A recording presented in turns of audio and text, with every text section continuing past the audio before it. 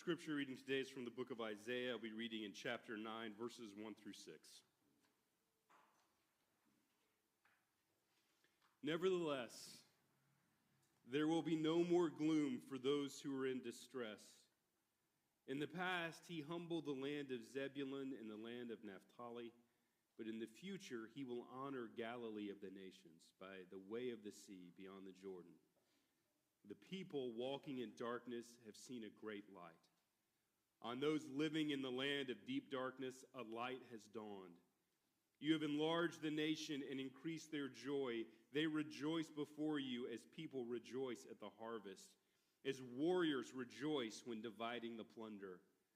For as in the day of Midian's defeat, you have shattered the yoke that burdens them, the bar across their shoulders, the rod of their oppressor. Every warrior's boot used in battle and every garment rolled in blood will be destined for burning, will be fuel for the fire.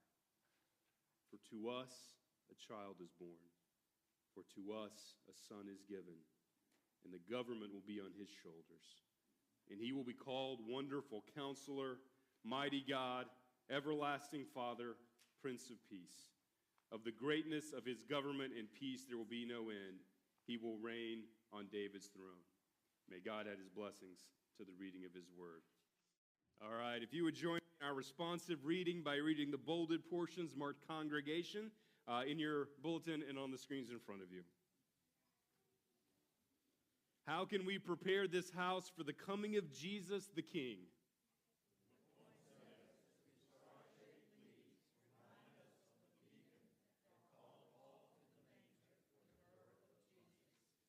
How can we prepare this house for the coming of Jesus, our eternal Lord?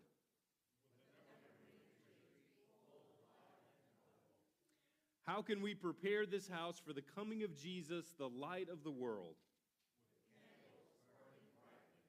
How can we prepare this house for the coming of Jesus, the joy of our hearts?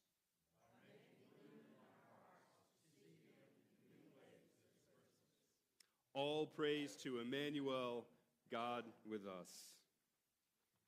And now we are going to have some readings, and our kids are going to help us as we decorate and prepare the church for Christmas.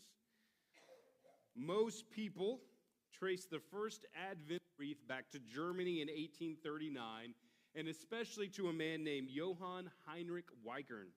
Weikern had founded a home for poor children in Hamburg, and each year he would be asked over and over again by the children, "Is it Christmas yet? Is it Christmas yet?" He took an old wheel from a wooden cart, and he placed candles on it to count down the days to Christmas. The wreath has evolved through the years and now has 5 candles. One candle is lit each week as we discuss a theme of Advent: hope, peace, joy, and love. On Christmas Eve, we will light the Christ candle as we celebrate Jesus coming to earth. There is no consensus as to the origin of the Christmas tree.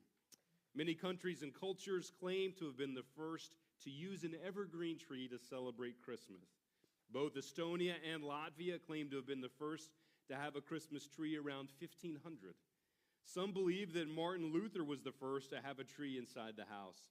It's told that he was walking through the woods late one night and noticed how the stars shone down through the evergreen trees around him. He told his children how beautiful it was and told them that it reminded him of Jesus coming down from the stars to make his home here with us.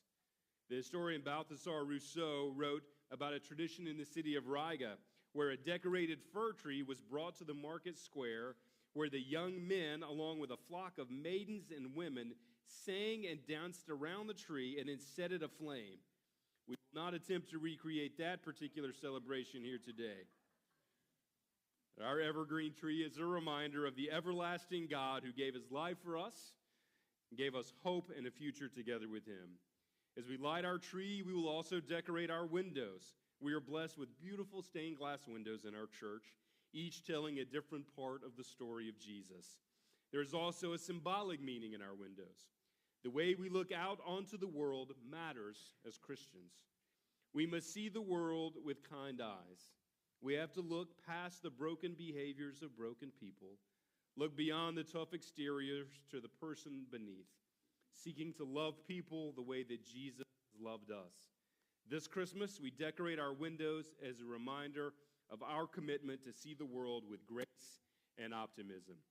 The poinsettia is known in Central America as the flower of the Holy Night.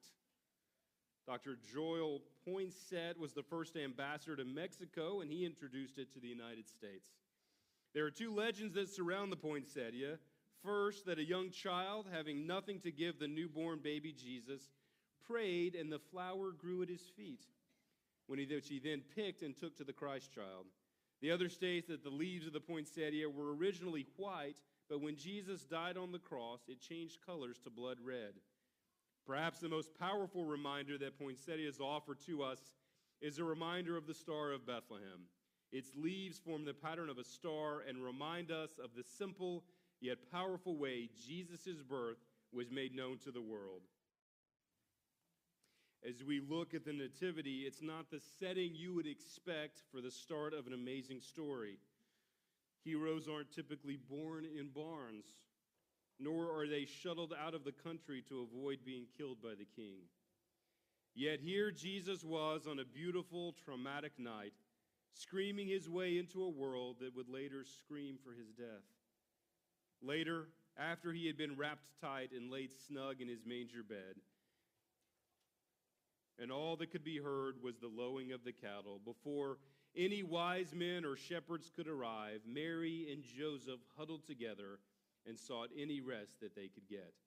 They fell asleep wondering how to best make a place in their lives for this tiny baby that had changed everything.